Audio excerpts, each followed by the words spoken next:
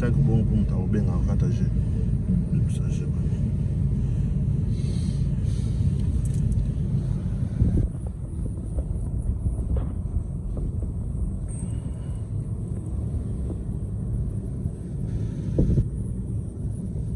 Et bandeko nde bozomona toza déjà na cimetière pe kotika mama na biso atikaki biso tokomi déjà awa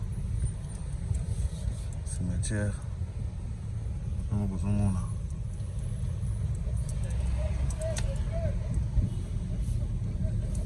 nde bozomona boye toza déjà na cimetière. Ouais.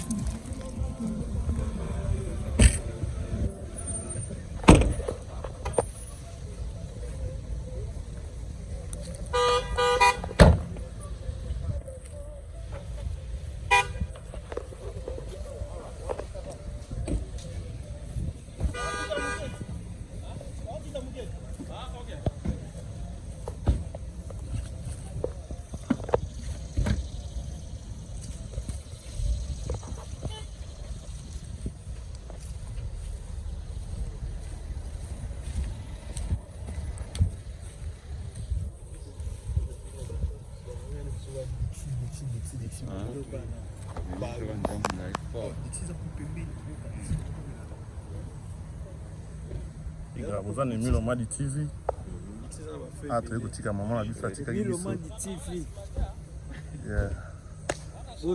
Tika mama na biso awa tozalaki na elongo surtout nga vraiment ezomarke nga makasi parce que ngai nde moto nazala chauffeur na ye nazoya kozwa ye tozokende mosala tozozonga me ntango nazwaki sango esalaki nga bapasi makasi ndenge naza boye nazokoka kutu te me ezaka makasi ya mwana mobali toye kotika kao na ye apema na kimia place akei merci oyo naza na oyo abapa ya mwana.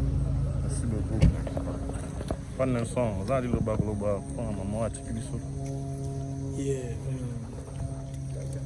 Le bama qui tout les lana ba ba lela mère absolument qui n'est bien souci za mama kasi po la tikala komona yesi comme souci mona e kaka ndenge na yaka musala na pokwa ndenge na yebana na yebo mais isala ke to mais sani pe to sololaka so pa moninga ya mona boni mama bien pasi kana mitema po ndeko kati na biso ti biso plus na mboka musika donc ibongo ata ndinga moni zo mais di moya famille pesalia to zaka ba ndeko. Merci. Ah, merveille. Ouais, tout à l'heure, tout la mère la biso te okunda e bani. Mère azaki play fort. Ya ba système na ko biso to sala na e to no sa na po na kufi déjà donc. Ya za rappelé ba système mona damas na yali ngana ole na ba cafétéria te yali ngaka locker. Pa na locker ba te belé ba sana sulana ba tiemba mo. Na cafétéria za moi le métro ya bando linga mi kota kimia calme azang sabatu motete do mère mo gentil donc ya sakala te donc soka kuter no ba ko lection motete ya mo kuta so tout monde no aussi ça femme faut continuer talaka faut le kambo mboko to ye ko luka donc asaki mère mo play na bato nde mo sakala te donc tout ça bon to na souci mo sakala atiki ba tâche na mitema donc toyeba te eza irremplaçable nde eza toyeba te so tosala nde. Merci beaucoup pour le message.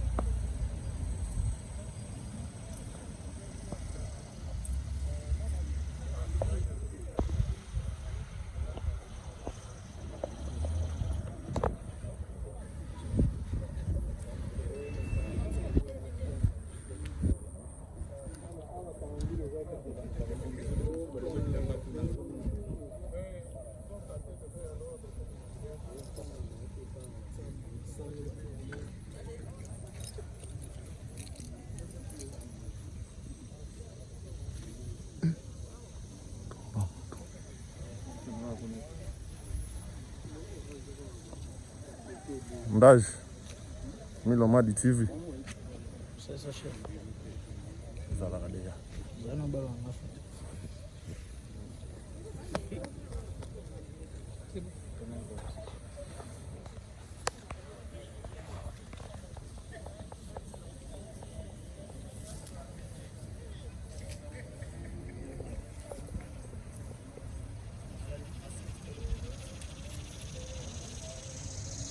Ouais.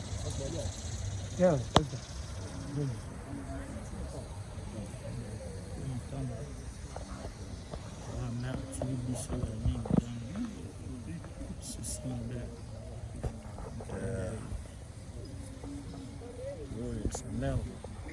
Kato Chikamera. Dernier hommage là. C'est un moteur.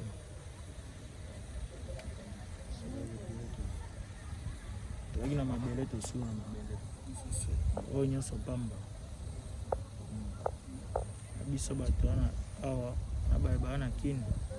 Donc pamba lo hotel. Mingi le bateau to le sommer. Atigele avec champagne en awa. Le Chikamera. Miloma di TV.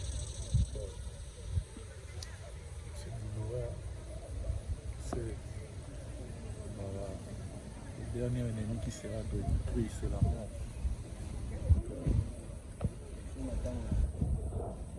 On a beaucoup à dire. Que le dernier ennemi qui sera détruit, c'est la mort. Retour à Christ pour mon âme. C'est un sommeil. Nous tenons ce soir à l'aller à la mort toujours. C'est un sommeil. Merci pour un exemple pour nous. Que toi, salut pour la vie, tu as organisé pour nous. C'est ça.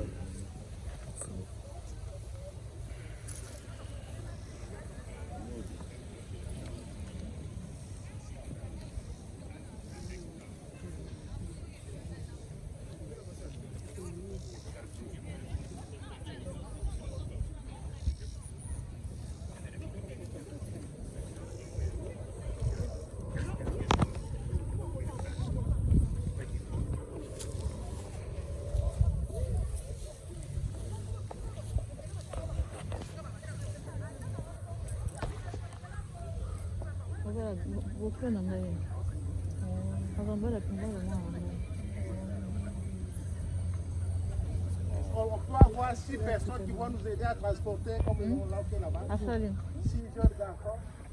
Les musiques. Ils vont vous transporter notre soeur. Show bazar. Approchez-vous.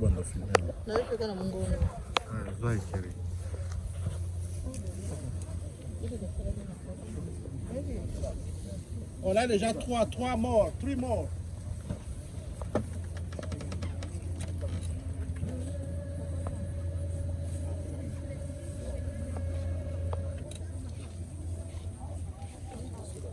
Deux, une seule personne. One more.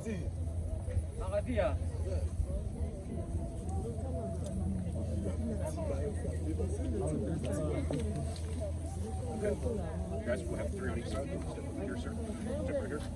I'll pull the casket out. We're just going to walk like this and then turn to the left, okay? You guys come a little more.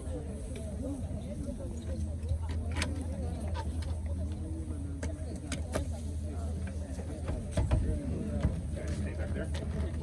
Stay back there. Grab a hold. Face me. Okay. Let's go right here. That way.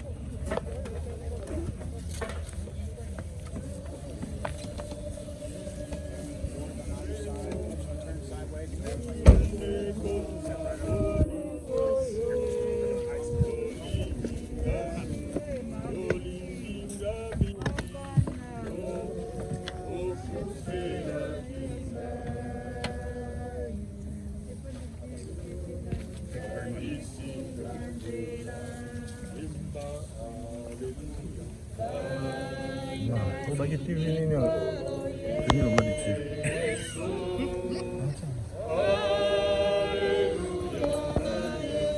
Hallelujah,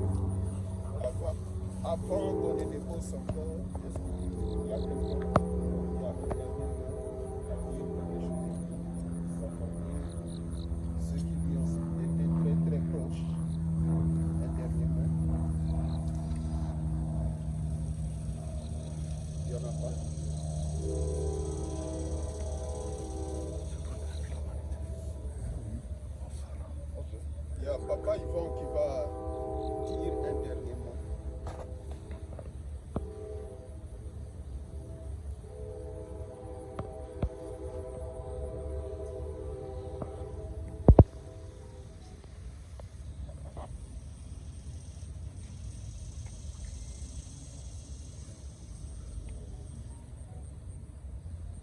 Betty.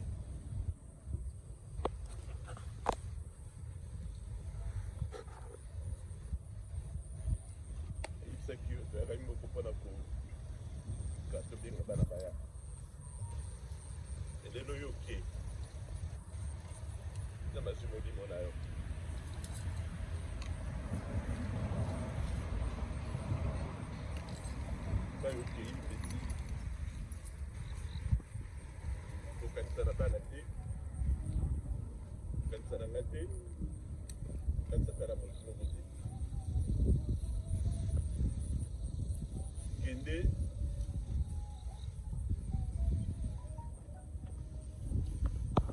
ezala kote na ngai tika nzela ezala polele na nzela te ezala kote ya bana Keti grâce merveille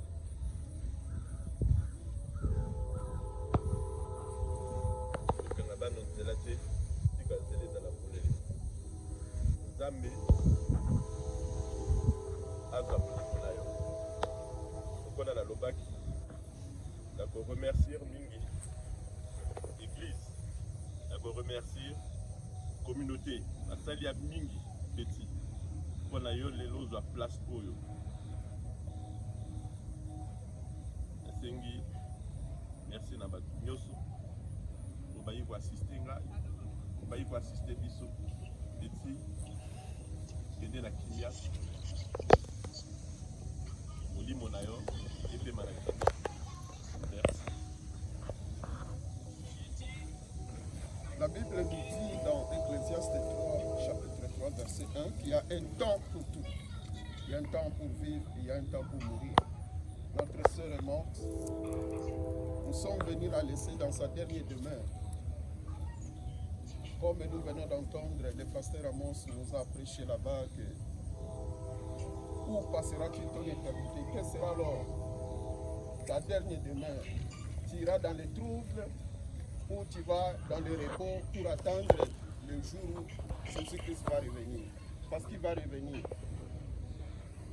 Il y a un temps pour tout, mon frère. C'est le moment de malheur, nous devons réfléchir. Réfléchis et redéfinis encore ta vie. Redéfinis encore tes relations. Tu as encore du temps. tu as du temps pour te préparer. Je crois que cette mort est une interpellation de Dieu pour ta vie. Pour que ce jour-là, tu ne dises, je n'ai pas eu le temps, je n'ai pas entendu. Si vous entendez sa voix, n'endurcissez pas vos cœurs. Nous allons prier. Tendre Père, nous te rendons grâce. Nous te rendons grâce pour cette vie que tu as donnée. Elle a été une mère, elle a été une sœur, elle a été une tante. Seigneur, elle a rendu des services à sa famille, à l'église et à la communauté. Mais en ce jour, tu as décidé que tu puisses prendre l'âme de notre sœur Betty. Nous te disons merci parce que tu es le maître des temps et le maître des circonstances. Seigneur, notre prière en ce moment, que tu parles à la conscience de tous ces peuples qui est ici, que tu réveilles leur conscience comme il est écrit. Réveille-toi, toi qui dors. Ceux qui sont encore dans la distraction, que cette mort les interpelle.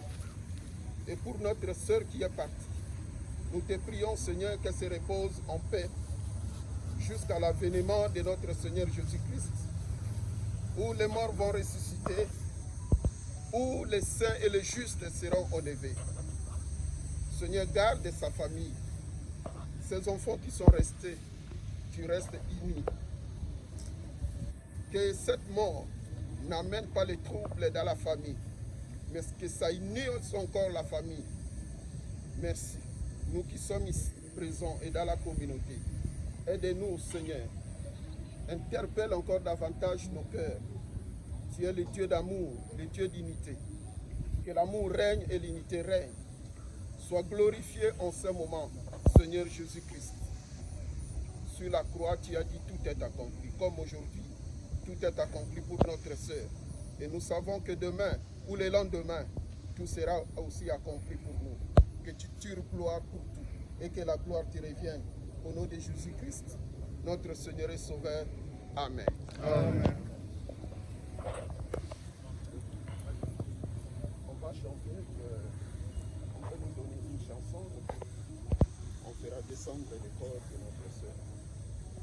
Uzali Nzambe, Alléluia, Uzali Nzambe, Papa, Yoko Tikala Nzambe, Uzali Nzambe, Alléluia, Uzali Nzambe, Papa, Yoko Tikala Nzambe, Uzali Nzambe na biso, Nzambe na bofele, Uzali Nzambe, Papa, Yoko Tikala Nzambe, Uzali Nzambe.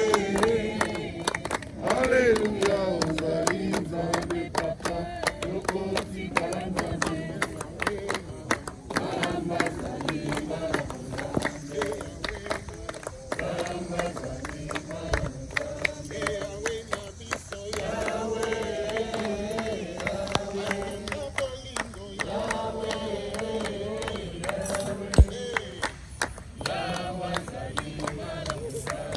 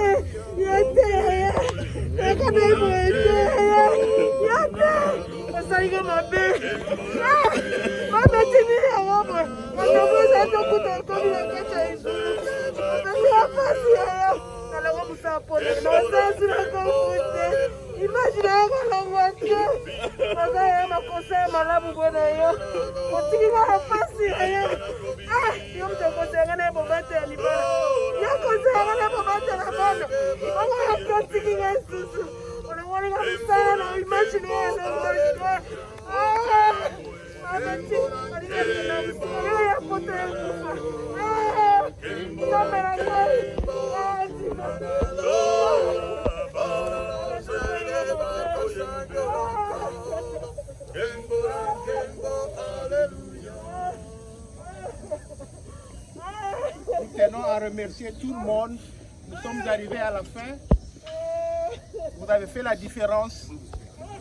Nous avons pu faire pour entraîner notre sœur avec honneur. Et au nom de toute la communauté, nous vous remercions. C'est comme ça que ça devait être. Et nous allons continuer à, comme on le fait généralement chez nous. On a prévu quelque chose à manger et à boire. Et il y a des choses là, nous allons faire tous les rapports là dans la salle. Si vous avez vraiment le temps, vous n'avez rien à faire, please, on vous rejoint de venir nous rejoindre dans la salle directement après ici. Je crois que la cérémonie ici est terminée. On va permettre aux gens d'ici pour mettre la terre et tout ça sur notre terre, mais ce n'est plus important pour nous de rester. Nous vous remercions encore et on se revoit dans la salle maintenant. Merci beaucoup.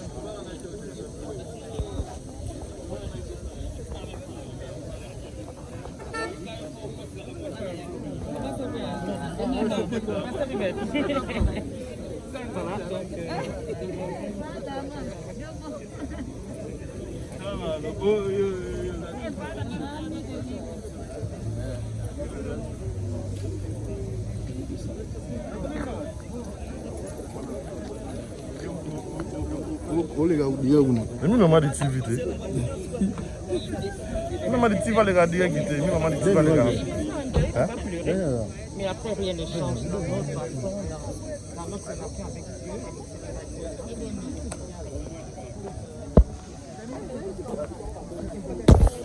Mimi mama di TV.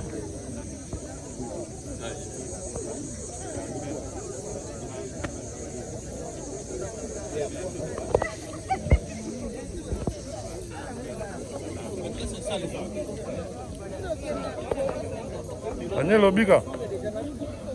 Milo Madi TV. Ania matanga Milo Madi TV, vous s'abonnez donc. Vous s'abonnez na Milo Madi TV donc ça là donc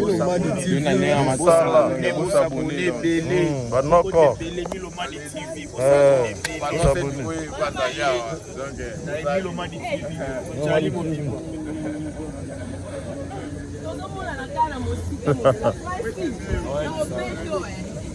Milo Madi TV s'abonner.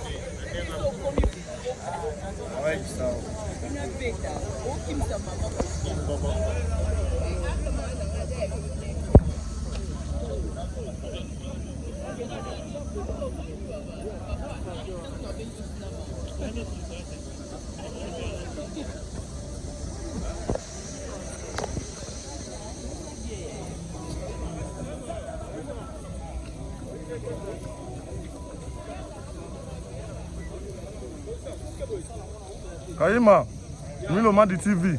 tozali demi le match TV babi toza kata dei quoi. La mer. Jamais salama babi sisna di mobimba tout na kata États-Unis donc la mer tozali en forme. Donc aimer les TV pour s'abonner surtout aux arts donc pour partager comme mawa donc c'est bon quoi. Maître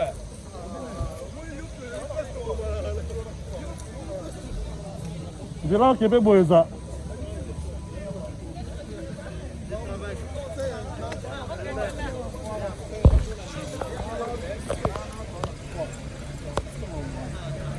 S'abonner, Nelson Mandela. S'abonner. Tolongwa.